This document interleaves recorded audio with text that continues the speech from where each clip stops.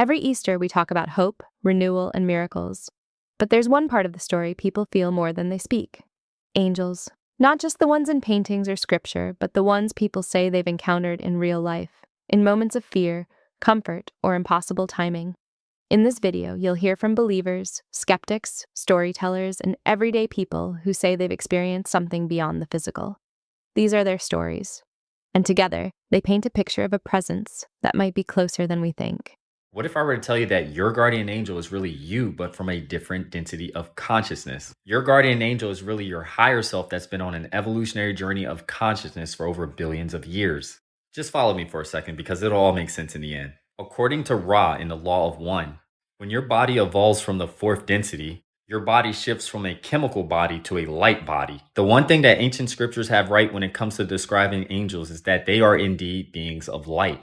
However, they are not servants of God.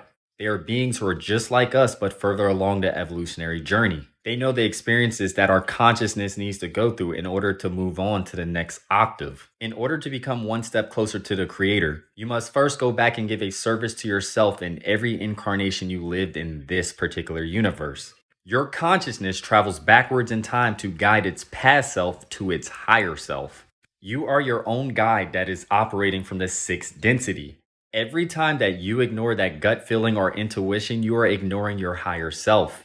Hence why it usually doesn't work out too well when you make the opposite decision. Your spiritual guide can only guide you. They can't infringe on the path of free will.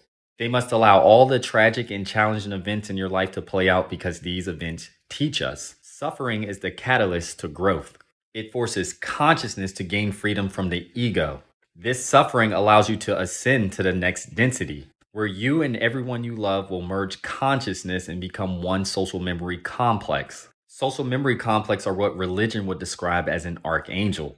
Anyways, if you're open-minded and want to understand more of this concept, head over to my YouTube channel and click on my Law of One video. Your guardian angels are real, and this is the most effective way to ask your angels for help. You're going to ask your angels for the most benevolent outcome, aka an MBO. This is a concept created by Tom T. Moore. He's somebody that talks a lot about angels, and he actually has a book about angels. Asking for the most benevolent outcome allows the angels to intervene with whatever you're doing and create a more pleasant and beneficial experience for whatever you ask for. For example, say you're going to the DMV, aka everyone's version of hell. What you're going to do is before you leave the house, you're going to go, I'm calling upon my guardian angel right now.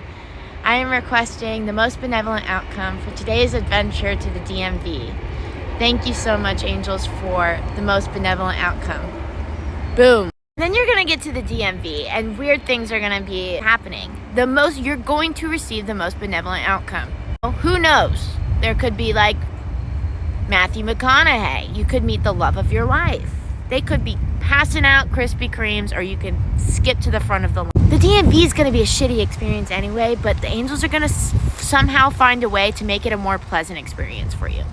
Asking for an MBO is the best way to ask for assistance from your angels because it kind of opens this door to allowing the best possible situation to happen for you.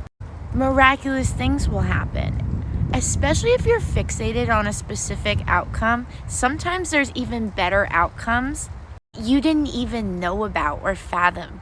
So when you ask for a specific outcome versus the most benevolent outcome, you're kind of eliminating something that might be better for you. Also, benevolent meaning everybody wins. When you ask for the most benevolent outcome, you're not sacrificing somebody else's success or health or ruining somebody else's day to benefit your own. It's kind of a universal win-win situation. So yes, with anything in your life, you can go and you request the most benevolent outcome.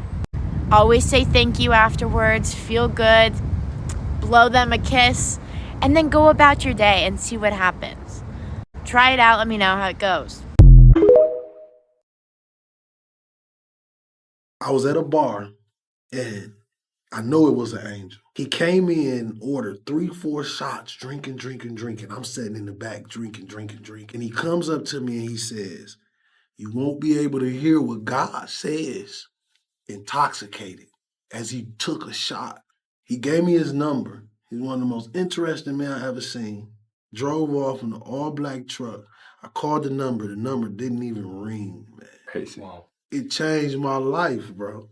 He basically said that the world tries to keep us as a people asleep, drunk, high, and out of consciousness because you can't call for your father in that state. The devil is protected every time you use a substance. You protect the devil. But if God's going to dwell in any place, that place got to be pure. That's why he said, clean your temple. Make your temple pure. So when it's time, I can come in. You know how many men died under a substance? They couldn't even call God.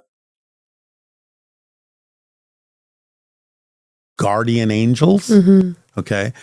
Their job is to make sure, because you have made an agreement to have a physical experience, you have chosen your entry point, which we call birth, and you have chosen your exit point, which we call death. Because of the chaotic nature of physical reality on Earth in particular, it's their job to make sure you don't leave before your time.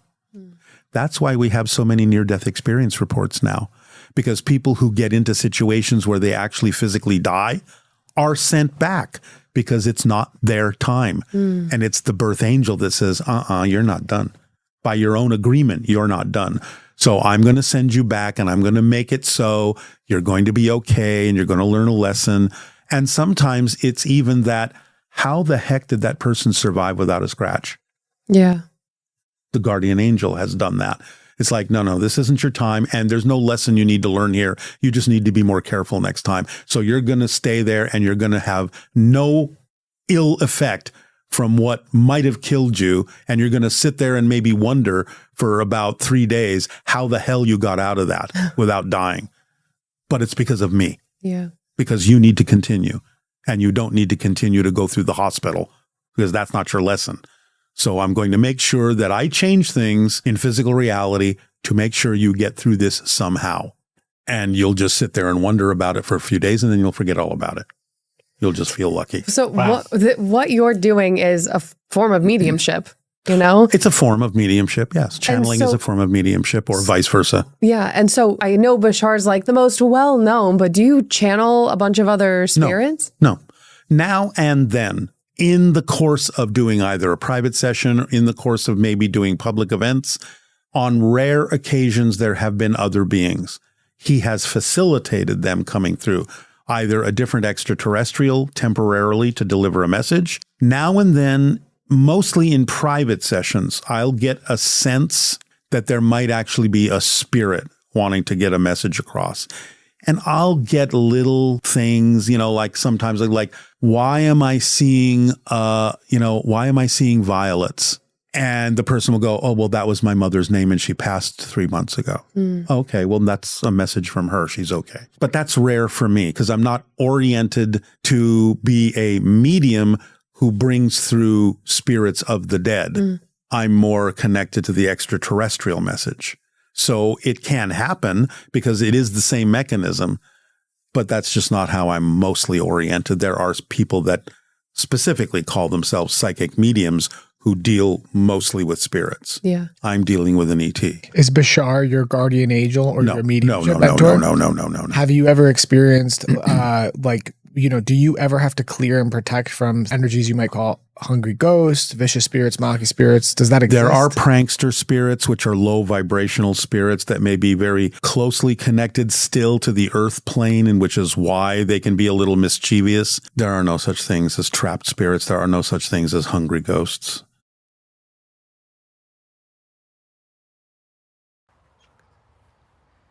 Listening to your angel could save your life, especially if he speaks to you in a dream. And the context of this is about a year ago. I had a dream at night, and there was an angel that came to me. And the angel spoke very smoothly, beautifully, warm words. And he said, Steve, you need to go see your doctor and have your doctor check you out for cancer. So I was not worried about that because I thought if the angel knows about it, then God also knows about it. And if God knows about what I'm going through, I'm okay. So I went to my doctor and I walked in, and the doctor came in to check me out. And he said, "What do you need today, Steve?" And I said, "Well, Doc, the other night I wasn't dreaming, and my angel told me I need to come talk to you about cancer, for you to check me out for cancer." The doctor said, "Well, you're not the first one that said that." He said, "I think angels are much more active than we give them credit for." And so he checked me out, and it took about a month before they got my tests back. So I went in and he's going to tell me what the prognosis was. And he said, "Steve, your angel is right. You got cancer." And so about a month later, then they did an operation and they removed the cancer, and so far so good. And so I'd like to remind you, listen to your angels. Pay attention to your dreams, because God speaks in dreams. It says in the Bible he speaks to us older men in dreams, and he talks to younger men and women in visions. So that's good too. But yeah, listen to the Father. He talks at night a lot. He talks in dreams. So pay attention. It might save your life too. So God bless you.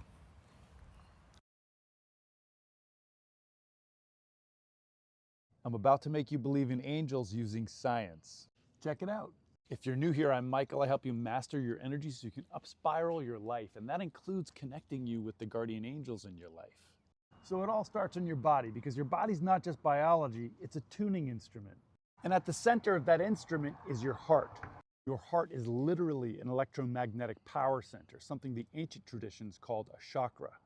And your heart chakra, it's not just a spiritual symbol, it's a nodal point of electromagnetic frequency in the center of your chest, in your nervous system. It's a tunable nodal point that regulates energy, emotion, and perception.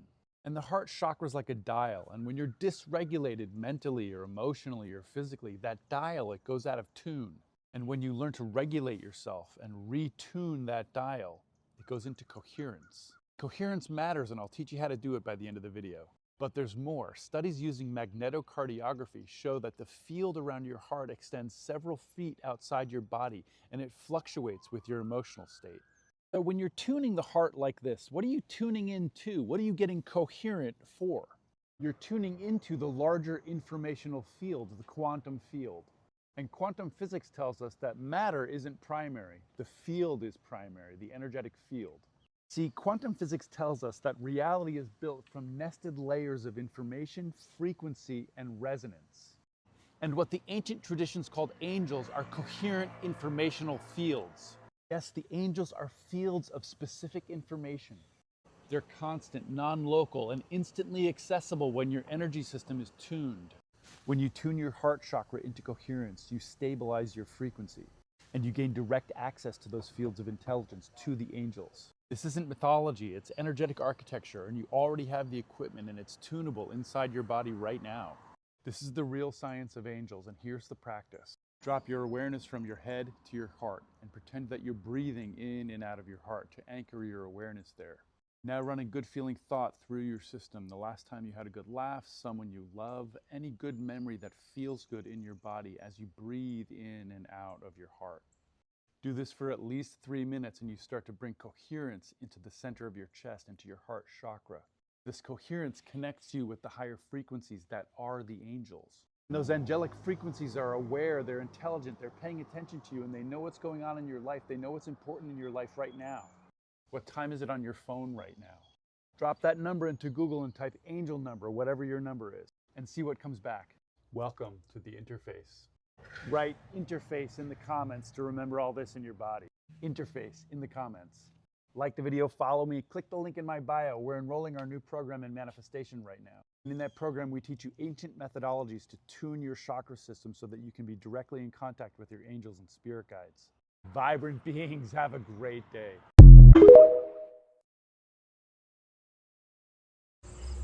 There are definitely angels on earth, and I promise you, you will never know they angels.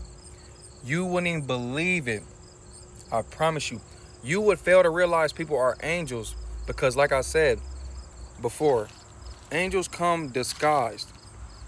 Angels don't come in millionaire form or people living their best life. Angels are usually here in tough situations for help, to see if God's people are going to help them. Angels are always put in situations where the people that say they're God's people gotta come through for them. So a lot of y'all go places, y'all see people that's in need of help, and y'all don't help them.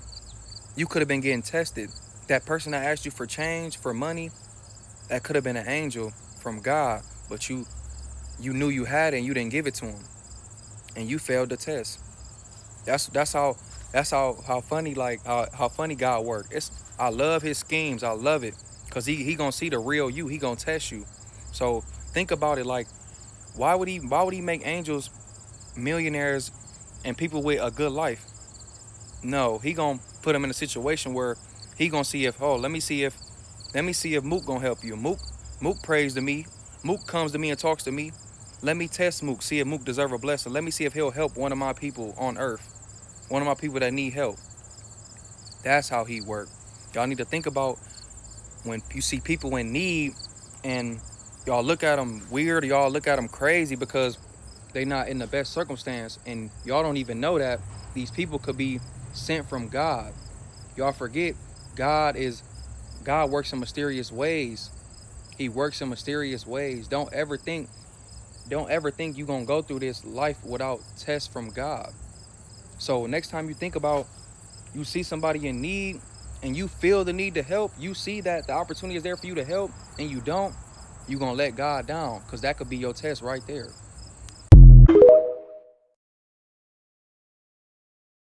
Did you know that angels can shapeshift and appear as things they aren't? Isn't that interesting? They typically appear as human-like beings, but they can also manifest as other things. So, what else could they appear as? Balls of light? Extraterrestrial-looking craft, like UAPs? Maybe even what people call aliens. The Bible actually hints at this. It says Satan, a fallen angel, can masquerade as an angel of light. Tell me that doesn't sound like an orb. Do you know that angels and even God can communicate with you in your dreams? You heard that right. It is possible, and has happened throughout history according to the Bible, that God himself, or sometimes angels, can speak to you in a dream. We know that in the Bible that God sent an angel to Joseph in a dream to let him know that Mary would be having a son, Jesus. The Bible is full of instances where angels and God have spoke to people when they've been asleep, but they can also communicate with you while you're awake.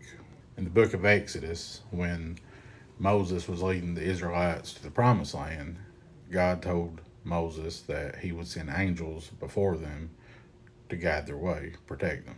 This is relevant today because the Bible teaches us that God is not a respecter of persons.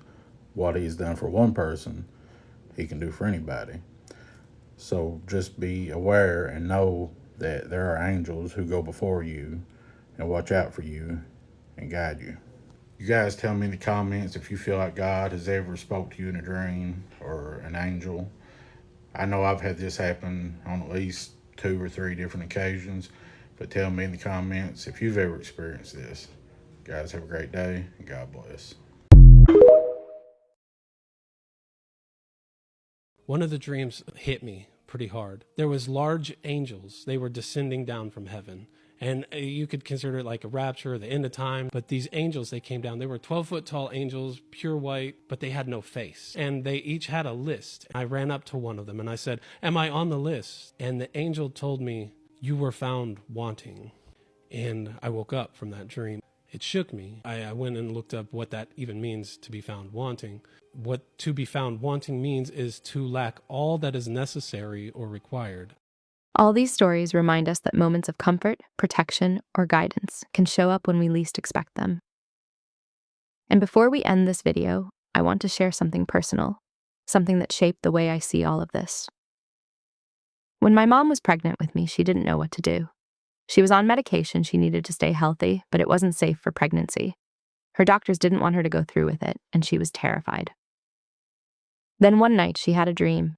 An angel came to her and said, "Don't be afraid. You will have your baby and everything will be okay." And somehow, everything was. So when I hear people talk about angels, whether they see them as spiritual beings, symbols of hope, or something in between, I think about that moment, about how powerful it can be to feel seen, protected, or guided, especially when life feels impossible. Before you go, YouTube thinks you'll like this video next. It should be popping up on your screen right about now. If these stories touched you, inspired you, or made you think differently about the unseen, go ahead and like this video and subscribe to the channel. We explore the mysteries, the meaning, and the moments that shape our lives in ways we don't always understand. Thank you for watching, and whether you celebrate Easter or not, I hope this season brings you peace, hope, and maybe even a little reminder that you're not alone.